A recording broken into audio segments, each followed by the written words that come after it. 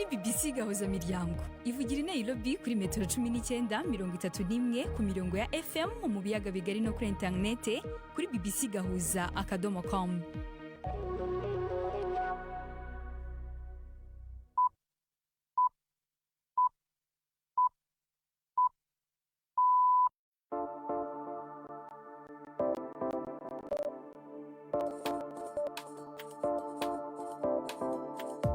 Ni saa moya n'igice z'ijoro i Nairobi, ni saa 12 n'igice z'umugoroba mu Burundi no mu Rwanda. Muri kumwe na Latifa Mutesi. Ibe byiza bakunze BBC Gahuza Miryango, mbaye kaza mu makuru yo kuri uyu wa mbere tariki ya 10 ukwezi kwa 8 uyu mwaka wa 2026. Izi zimwe mu nyungu z'ingenzi amakuru yacu agiye kwibandaho. Mu Rwanda abategetsi baravuga ko batangiye gahunda yo guhangana n'imyitwarire mibi, bavuga ko igaragara cyane mu rubyiruko muri iki gihe. Ese ababyeyi bafitemo uruhare? Ya kubera abana imyenda bambara n'indu yibagurira. Ese nk'umubyeyi ni kucyure k'umwana akava mu rugo yambaye iyo myenda itihesha icyubahiro. Naho Minisitiri w'Intebe wa Israel Benjamin Netanyahu yanze umugambi w'ingingo ya 15 wa Perezida wa Amerika Donald Trump kuri Gaza, avuga ko ibitero bya Israel bitazahagarikwa. Mu yandi makuru, mu mikino APRFC yatomboye Aigle du Congo, ariko ngo ishobora kutajya Kinshasa. Naho Rayon Sport yegukana Sekafa Kagame Cup idatsinzwe. Ayo makuru ntabacike, Gendi Yves Bucyana. Ayo makuru hagarariwe na Chansar Abimana. Mbere gutangira amakuru twabateguriye kuri uyu mugoroba ku buryo burambuye, Prime ndi kumagenge dutegura amakuru agezweho hirya no hino. Abategetsi b'Uburusiya bavuga yuko abantu 13 barimwo umwana bishwe mu gitero c'indege za Ukraine, ya indege ya Ukraine itajamwe umudereva ku gisagara ca Nizhnekamsk muri Tatarstan. Hafi abandi bantu 40 bakomeretse. Igisirikare ca Ukraine kivuga yuko carondera kugema ihinguriro ry'ibitoro ryo muri ico gisagara, kandi yuko aho hantu haciye haduka umuriro.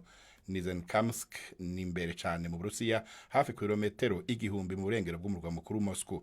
Uburusiya avuga yuko bwasamburiye mu kirere drone zirenga 450 za Ukraine mu ijoro ryakeye. Muri Ukraine abategetsi bavuga yuko abantu 5 bishwe n'igitero cy'ibisasu biremereye by'Uburusiya mu ntara ya Kharkiv. Igipolisi mu Buhindi cakoresheje imyuka yokera mu maso n'imitonzi y'amazi kugira gishwiragize ibihumbi by'urwaruka rwari mu myerekano yo kwiyamiriza ivuga yuko ari uguhinyika ibibazo by'akazi mu ntara ya Karkand. Abanyeshuri n'abakiri bato batagira akazi batanguje iyo myerekano mu kwezi guheze, bavuga yuko hari ibintu bibi bikorwa ku bibazo by'ubuzi bukomakomeye. Ni inkuru ya Anbarasan Terejan, mwumva mu ijwi rya Anne-Marie niwe mwiza. Ibihumbi byo bigaragambya byerekeje ku ngoro y'inteko ishinga amategeko y'intara ya Jharkhand iherereye muri leta y'Ubuhinde. Aba bigaragambyaga bari bitwaje ibyapa biriho ubutumwa butandukanye ndetse banazamura amabendera y'igihugu. Mu byo basaba harimo ivugururwa rikomeye ry'imikorere y'ibizamini bya leta. Guverinoma ya leta ya Jharkhand yagerageje kugabanya umwuka mubi, yemera bimwe mu byo abigaragambya basaba. Bamwe mu bayobozi bagize urwego rushinzwe kugenzura ndetse no gutegura ibizamini bya leta bamaze kwegura ku mirimo yabo. Urubyiruko ruri mu myigaragambyo rusaba ko hashyirwaho iperereza rikorwa n'inzego za leta nkuru kugira ngo hakurikiranwe ibibazo by'imikorere mibi n'uburiganya byagaragaye muri ibyo bizamini.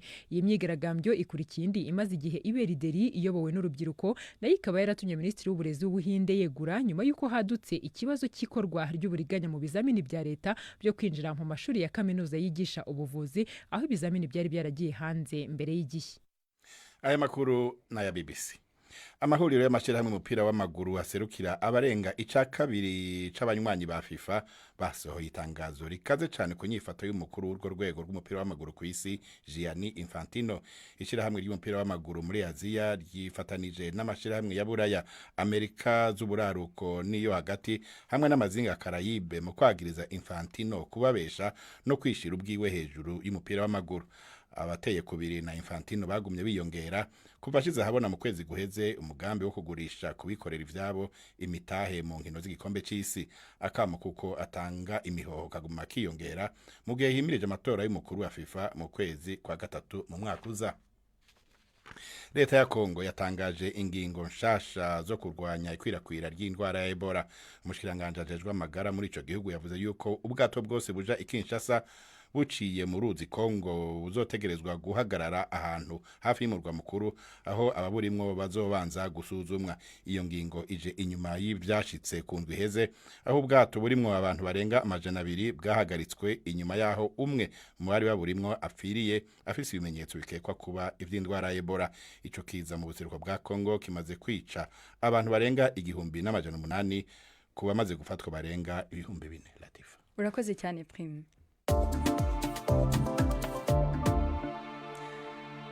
Dutangiye nta makuru twabateguriye kuri umugoroba ku buryo burambuye. Abategetsi b'u Rwanda baravuga ko batangiye gahunda yo guhangana n'imyitwarire mibi, bavuga ko igaragara cyane mu rubyiruko muri iki gihe, irimo ubusinzi bukabije, kwiyandarika ndetse no gutukana ku mbuga nkoranyambaga. Polisi ivuga kandi ko itazihanganira urubyiruko rugaragara rwambaye ibifatwa nko kwambara ubusa cyane cyane mu bitaramo, mu tubari ndetse n'ahandi hahurira abantu benshi. Ibi bije bikurikira ifungwa ry'inganda nyinshi zakoraga inzoga zikomeye ariko binyuranyije n'amabwiriza y'ubuziranenge. Inzego zitandukanye z'igihugu zivuga ko izi nzoga zagize uruhare rukomeye mu kwangiza ubuzima bw'abiganjemo urubyiruko ndetse hakaba n'abahitanywe nazo. Ni nkuru ya Jean Claude Mwambutsa. Imico inengwa n'umuvugizi w'igipolisi Boniface Rutikanga irimo kunywa inzoga nyinshi bikabije, ubusambanyi no kwiyandarika bituma urubyiruko rw'ejo rwangirika. Yihanangiriza ahabera ibirori bihuza benshi, avuga ko ufite ahantu nk'aha agomba kwitondera imyifatire yabo yakira. Imyitwarire mibi y'abantu bari aho bazayibazwa nabo, kuko ntabwo tuzagira abantu bari aho b'ibyomanzi batwawe n'ikintu cyiswe ngo gutwika barangiza ngo nuko ari abajene ngo bigezweho. Oya, hari imyitwarire tutazongera kwemera. Ntabwo twabona abantu bagenda bashira buhoro buhoro buhoro buhoro buhoro buhoro buhoro buhoro, ejo tukazagira igihugu gifite abantu b'ibisenzegeri gusa. Ndabivuga ndi umuvugizi wa polisi, ni nako ubuyobozi bubyumva. Abavuga ngo mu Rwanda ntiharyoshye bazajyaho bajya kubyina bambaye ubusa babyinireyo, ariko hano ntabwo tuzongera kubyemera. Yavuze no ku byamamare bikoresha imbuga nkoranyambaga mu biganiro by'imbona nkubone, aho avuga ko naho hagaragara imyitwarire mibi. Atanga urugero rw'abakoresha urubuga rwa TikTok. Rutikanga yavuze ko hari abakoresha ibiganiro by'imbona nkubone bamamaza imyitwarire irimo ubusambanyi, rimwe na rimwe babikorana n'abari hanze y'igihugu. Uyu muyobozi avuga ko abakora ibi bamaze kumenyekana kandi ko igipolisi kitazabihanganira. Turabikurikira n'ababikora turababona, tuzi igihe babigiraho, bitwikira ijoro kugira ngo bahure n'abantu bo muri Canada, muri Amerika no mu bindi bihugu nabo bataryama, basohoka hanze bakitwa social media influencers. Aya, iyo influence ntayo dushaka. Influence yo kwambara ubusa, influence yo gusambana, influence y'ubusinzi. Oya, turashaka influence ibwira umuntu ko yakwiteza imbere, uko yakoresha ikoranabuhanga agatera imbere, agashaka amafaranga. Niyo influence dushaka. Rutikanga yongeye no gutunga agatoki inzoga z'inkorano nk'imwe mu nzira yahemberaga imyitwarire mibi mu rubyiruko. Avuga ko izi zitakiri ikibazo cyane kuko zamaze gucibwa, ariko ngo n'abanywa inzoga zisanzwe bagomba kwitwararika. Ntabwo tuca ubusinzi bw'ibyuma gusa ngo noneho wahunda na za zindi two ngo zireme uzinywa nabi ngo nayo tumurebere. Ni no mpamvu na gahunda ya tunywerese ntaho yagiye. Turaca ibyuma byica abantu, ariko nitwemera n'abanywa ibingibi byitwa ngo biremewe babinywa uko bishakiye, bambara ubusa, bakora ibyo bashaka ku karubanda, abana babona, urubyiruko rubona u Rwanda turira rw'ejo rureba, ngo tubyemere. Twongeye tugaruke ku murongo. Hari hashize iminsi imbwirwaruhame z'abayobozi barimo n'umukuru w'igihugu zigaruka ku myitwarire bavuga ko idahwitse ya bamwe mu rubyiruko. Ku isonga hakaza ubusinzi bukabije n'ibiyobyabwenge, ariko hakanavugwa ibyaha bikorerwa ku mbuga nkoranyambaga, benshi mu babikora bakaba babarizwa mu bakiri bato. Jean Claude Mwambutsa, BBC Gahuzamiryango, i Kigali. Arakoze mugenzi wacu Jean Claude Mwambutsa. Tukiri mu Rwanda wakwibaza uti ese iyo myitwarire mibi y'urubyiruko yabiterwa n'iki? Ni ikibazo nabajije Dr. Yarasa Joseph, umwe mu basanzwe bakurikiranira hafi ibibera mu muryango nyarwanda. Umusoro kuri ziriya nzoga mvamahanga byaba imivinyo n'amarikeri ari yazwi, umusoro ni hafi 150%. Ni ukugira ngo nibura bidatuma ababigana banywa bike kubera ko bihenze. Ariko inzoga zakorerwa mu gihugu nta 200 na 300 na 500 n'igihumbi n'igihumbi 500 zabonekaga. Abafite ibituma bishora mu bisindisha babibona byoroshye. Ubushomeri abantu bakaye batekereza n'iki bakora kugira ngo batere imbere. So ubushomeri bwatuma ushakisha icyo ugomba gukora. Ariko ikintu cya mbere gituma wenda urubyiruko rwinshi rwishora mu muri ibyo bikorwa harimo kurebera ku bandi, ugasanga zawe niba abantu bahura mu guhanahana ibitekerezo ko batera imbere aho bagahura kibahuza ari ukuntu. none ikindi wavuze ni of course ni ubushomeri no kubura amahirwe yo kugira ngo bagire icyo bakora kibabyarira umusaruro n'ibibazo byo mu rugo. hanyuma polisi ivuga ko igiye kwikiranira hafi no myitwarire ibona kidakwiye haba mu tubari ndetse no ku mbuga nkoranyambaga nka TikTok. Mwe mubona iki ari ikibazo gikwiye gukemurwa cyane na polisi cyangwa hakwiye kubanza gushakishwa ndetse no gukemura imizi y'iki kibazo mu muryango ndetse no muri sosiyete? Icyo twari dukwiye kwibaza nka sosiyete ni kuki inzego z'umutekano nazo zigomba kuza kwibutsa inshingano z'umuryango. Ese habaye iki? So nibwira ko nk'abanyarwanda dukwiye kwicara tukabwizanya ukuri tukaganira tukavuga ese ibi bibazo byugarije sosiyete ni kubera iki, yuko umuryango niwo urera, umuryango niwo ufite inshingano za mbere. Ese umuryango wateshutse ku nshingano kubera abana imyenda bambara n'indi uyibagurira, amafaranga bagura iyo myenda bayikurahe? Icya kabiri, nta mwana uva mu rugo atambaye. Ese nk'umubyeyi ni kuki ureka umwana akava mu rugo yambaye iyo myenda itihesha icyubahiro, cyangwa afite umwana w'umusore ufite imisatsi imeze nk'aho amaze umwaka atoga? Ibyo byose bigaruka ku miryango niryo pfundo rya byose. None ubwo ko mwari mukomoje kuri iyo myenda migufi cyangwa se itamuhesha icyubahiro nk'umwana w'umukobwa cyangwa se n'umusore atagaragara neza, none ubwo ko polisi nayo ivuga ko igiye guhagurukira imyitwarire ibona ko idakwiriye se cyangwa idahwitse, ubwo ngubwo ntabwo twavuga ko ubwisanzure n'uburenganzira bwa muntu byaba bishobora kuba bigiye kubangamirwa? N'imyenda migufi nayo dukwiye, si ukuvuga ngo imyenda migufi yose ni mibi. Hari imyenda ituma wenda igaragaza umuntu kuba yambaye ubusa, ntabwo ari imyenda yose. Ubwo wenda tutarakomeza gato nko ku ruhande rwanyu iyo myenda migufi imeze gute? Ubwo mwari mushatse kuvuga iyi myenda? Imyenda migufi, hari imyenda migufi idatuma ugaragara nk'aho urimo ugaragaza umubiri wawe. Ngarutse ku byo wavugaga, dufite uburenganzira ariko buri muryango wose ugira indangagaciro, kandi aho isi yavuye ikagera sosiyete yatakaje indangagaciro iba igiye gusenyuka.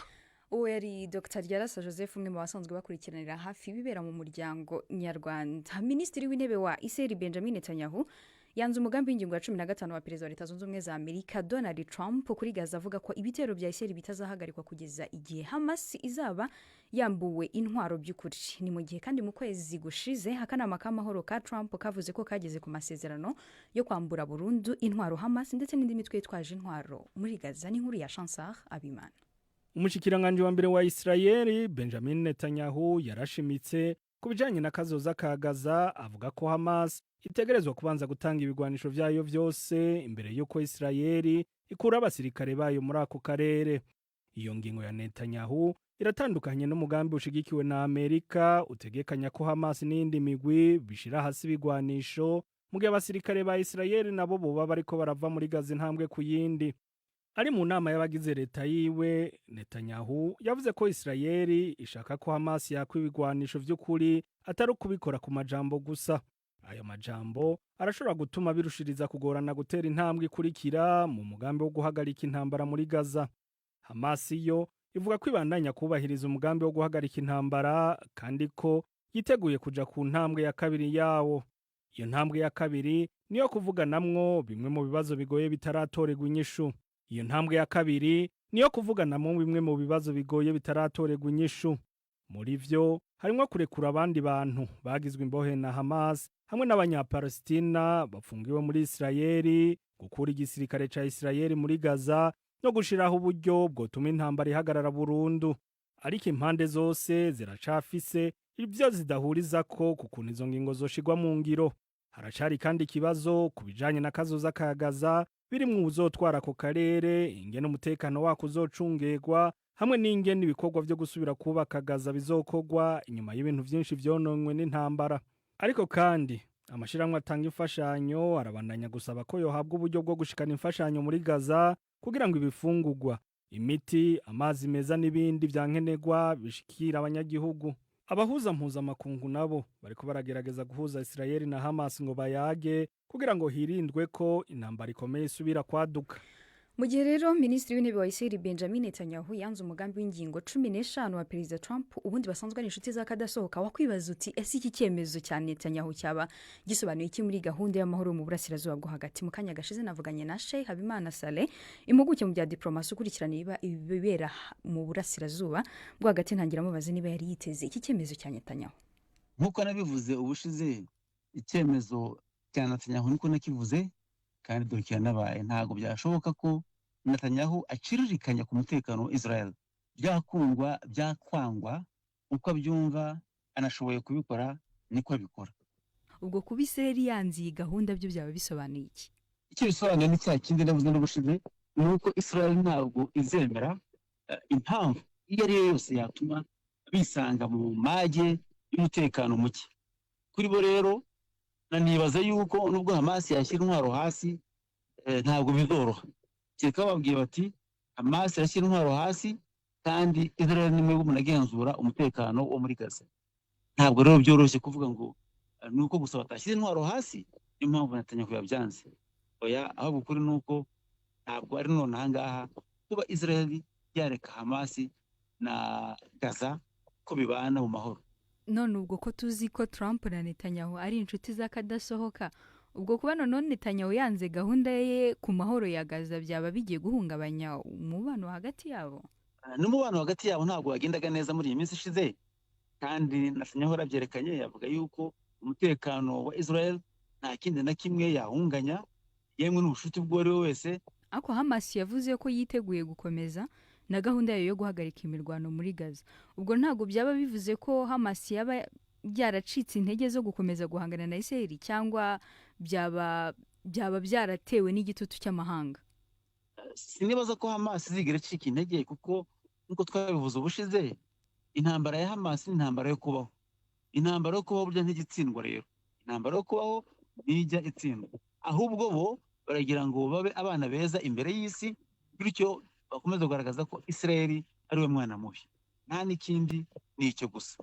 Ubwo se twavuga ko none ibintu bigiye gusubira irudubi cyane, nta cyizere cy'amahoro kitezwe muri ako karere ko mu burasirazuba bwo hagati? Icyizere cy'amahoro kiracyari kure cyane ko ubu none ahangaha urebye ngira ngo icyo abantu bamwe bibajejeho ko intambara yo muri Iran ishyamiranyije Amerika ifatanyije na Israel bakarwanya Iran ishobora guteza impagarara hagati y'abasuni n'abashia. Byaratangiye rero, ngira ngo mwabonye ko na Saudi Arabia yagiye mu ntambara ho gakeya.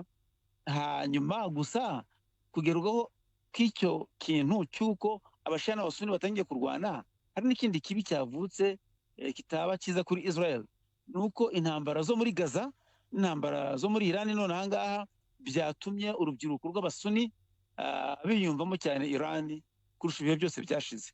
Nibaza rero yuko umutekano si none ahangaha, amahoro si none ahangaha.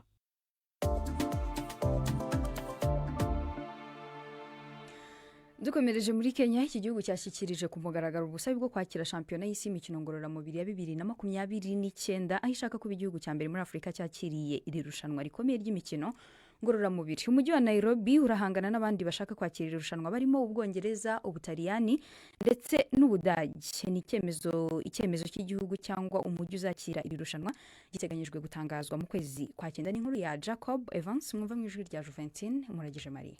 Kenya imaze igihe kirekire ifite izina rikomeye mu mikino ngororamubiri, cyane cyane mu kwiruka intera ndende. Abanyakenya bamaze guca umuhigo ku rwego rw'isi inshuro zirenga 10, harimo na marato y'abagabo n'iy'abagore. Mu marushanwa y'isi yabereye Tokyo umwaka ushize, ikipe ya Kenya yabaye ya kabiri ku rutonde rw'ibihugu byegukanye imidari myinshi, harimo n'imidari 7 ya zahabu. Mu kwezi kwa gatanu, Botswana yabaye igihugu cya mbere cyo muri Afurika cyakiriye amarushanwa y'isi yo gusiganwa mu guhererekanya agakoni. Ubu hari icyizere ko Afurika yatera indi ntambwe ikomeye, Nairobi ikakira shampiyona y'isi y'imikino ngororamubiri. byaba ari indi ntambwe ikomeye muri Kenya mu kwakira amarushanwa mpuzamahanga dore ko umwaka utaha izafatanya na Tanzania ndetse na Uganda kwakira igikombe cya Afurika cy'umupira w'amaguru AFCON. Tukiri muri Kenya uyu munsi ni kuwa mbere icyumweru cyatangiye ushobora kuba wanyuze mu kabari ngo ufate icyo kunywa mbere yo gutaha. Tekereza rero ugeze mu kabari ugasanga hahindutse nk'ishuri aho abantu biga ibintu bitandukanye ariko nta numwe ukubujije gukomeza kunywa icyo wahisemo. Ibyo nibyo mugenzi wacu Berdine Waliaula yasanze bikorwa mu kabari kamwe i Nairobi aho abitabiriye ayo masomo bavuga ko bahungukira ubumenyi ku bibazo bitandukanye birebana n'imibereho mu gihe banakomeza kwidagadura banywa ibinyobwa byabo. What we expect is in our field trip, we have removed everything. Bene uko guhurira ahantu gutyo babyise drunken lectures mu kirundi umuntu yogereranya ati ibyigwa by'imboregwa. Bene ibyo byigwa byatanguye mu 2024 inyuma y'imyerekano y'abagenzi muri Kenya. Burindwi abantu bava mu mice itandukanye y'ubuzima barahurira ngaha kugira baruhurira umutwe. Bamwe mbere hari igihe baba barindire yuko urutavanako rw'imodoka mu mabarabara rugabanuka kugira batahe bagaca bakoresha uwo mwanya mu kwitaba iri shure ridasanzwe. Abanyeshuri bitavye uyu munsi batubwiye yuko kuvugana ku bibazo bikomeye ahantu ataraha bigenewe biryoshe cyane kurusha kwitaba ivyigwa nk'ibyo mu ishure. Kwa sababu mtu atakumbuka nilisoma kuhusu antibiotics kuko umuntu azibuka ati igihe nari mu kabare nize ibijyanye na antibiyotike twabwiwe ko tutapfa kwigurira antibiyotike tutayandikiwe.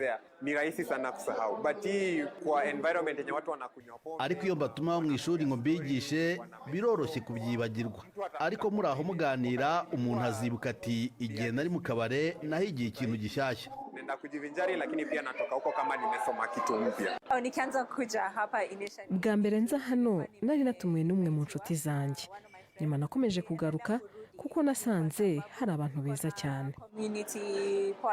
Kuva uwo mugambi utanguye batunganya ibyo vyigwa bavuga yuko bahura kabiri mu kwezi bagahitamwo ivyo biga bishingiye ku vy'abantu babona bakeneye ico babimenya ko n'ibibazo babona ko bihambaye mu mibereho y'ubuzima bwabo no mu kibano. Bishobora kuba vyerekeye kahise, politike, indero canke amashure, imico n'imigenzo hamwe n'ibibazo vy'imibereho.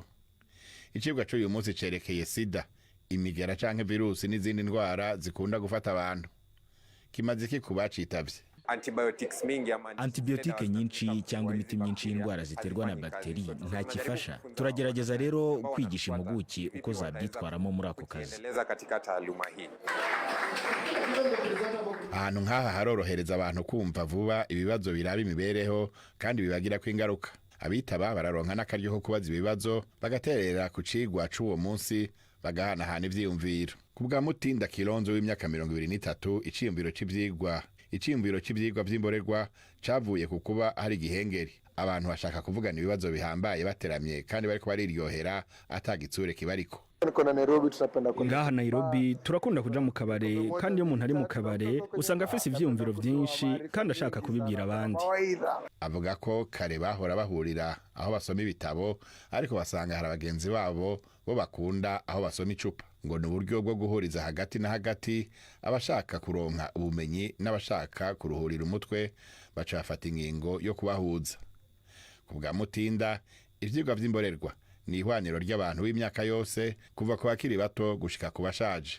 Iyo yari inkuru ya Berdine mwumvise mu ijwi rya Prime Ndikumagenge. Reka tukomereze mu kinamico urunana yo ku munsi w'ejo.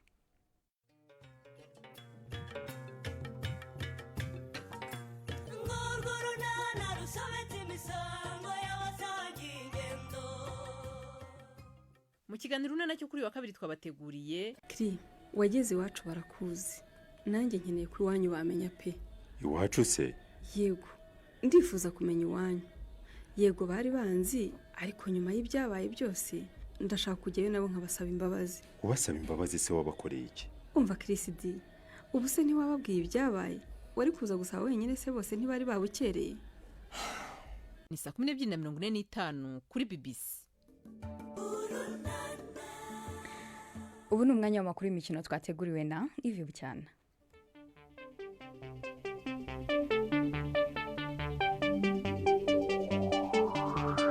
Imikino kuri BBC gahuza miryango. ndabashuje mwese bakunzi b'imikino kuri BBC. Mpere mu Rwanda muri tombora ya CAF Champions League aho ikipe ya APRFC yatomboye Aigle du Congo yo mu murwa mukuru i Kinshasa. Ibinyamakuru byo mu Rwanda bivuga ko APRFC yamaze kwandikira impuzamashyirahamwe y'umupira w'amaguru muri Africa CAF inyujije mu ishyirahamwe ry'umupira w'amaguru mu Rwanda Ferwafa isaba ko imikino yayo yombi y'ijonjora rya mbere rya CAF Champions League yazabera ku kibuga mu gihugu kidafite aho kibogamiye. Ikipe y'igisirikare cy'u Rwanda yatanze impamvu z'umutekano muke mu bijyanye n'urugendo rugana i Kinshasa. CAF ntiratanga umwanzuro wayo. Mu Rwanda kandi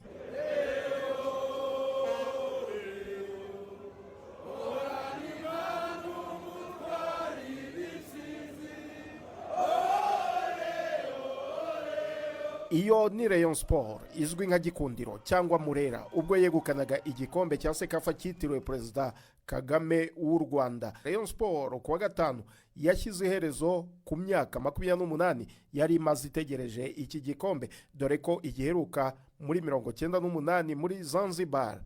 Nyuma yuko iminota 90 irangiye ari kimwe kuri kimwe, umukino wongeweho iminota 30 ku munota wa 96 umukinnyi winjiye yasimbuye Daniel Muhoza niwe wahaye intsinzi ikipe ya Rayon Sport. Turishimye cyane, match yari nziza, mbega byari igihe cyo kugira ngo twongere tugarure ishema, duheshe ikuzo n'ishema umupira wacu w'u Rwanda. Urabona abagenzi bacu bagiye mu kibuga, match ya mbere wabariye 5 bira, turavuga tuti rero tugomba kwikamata nk'abariyo kugira ngo twongere tugarure ishema ry'umupira wacu. Twari uravuga bande? Iyi babandi bambara umukara n'umweru. APR. Utayivuga mu izina se.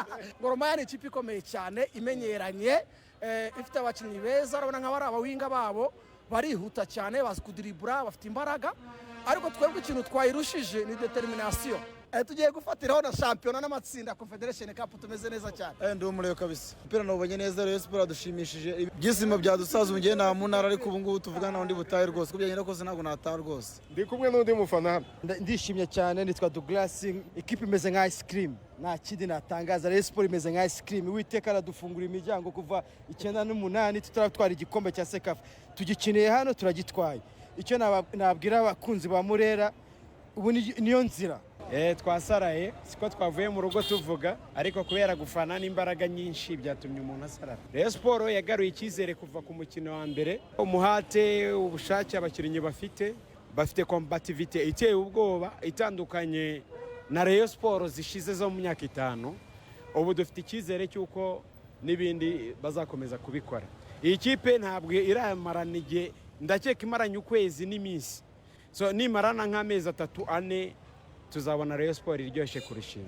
Rayon Sport yasoje iri rushanwa idatsinzwe umukino n'umwe, maze ishyikirizwa igikombe n'amadolari 30,000 ndetse n'igihembo cy'ikipe yaranzwe n'umuco mwiza mu kibuga, fair play. Gor Mahia yatwaye amadolari 20,000 nk'ikipe ya kabiri. Al Hilal yo muri Sudani yo yahawe amadolari 10,000 nyuma yo gutsinda Jamus yo muri Sudani y'Epfo ibitego 2-1 ku mwanya wa gatatu. Igihembo cy'umukinnyi mwiza w'irushanwa cyahawe kapitene akaba na myugariro wa Rayon Sport Emmanuel Nshimiyimana kubera uburyo yayoboye bagenzi be neza.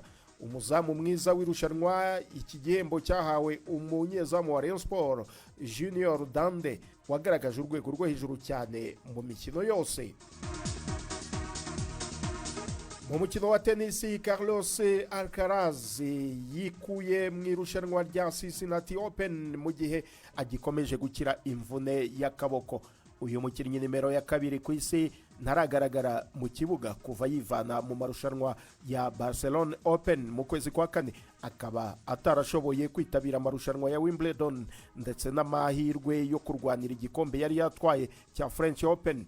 Nyuma yo kwegukana iri rushanwa mu mwaka wa 2025, uyu munya Espagne Alcaraz yagombaga kugaragara mu marushanwa ya Cincinnati Open nka gahunda yo kwitegura kurwanira igikombe bitse cya US Open kizatangira guhatanirwa tariki 30 z'uku kwezi. Irushanwa rya Cincinnati Open riratangira ku munsi w'ejo kwa kabiri. Ayo niyo makuru y'imikino ndabateguriye. Kendi Yves Bucyano. Imikino y'ubwoko bwose mugenzi wacu Yves Bucyana arakoze amakuru y'imikino ni yatugejeje ku musozo w'amakuru twabateguriye kuri uyu mugoroba hamwe ari kumwe nanjye Latifa Mutesi naho kwanga bw'ibyo twari kumwe na Jonathan Mwangi aya makuru yarahagarariwe na Chansar Abimana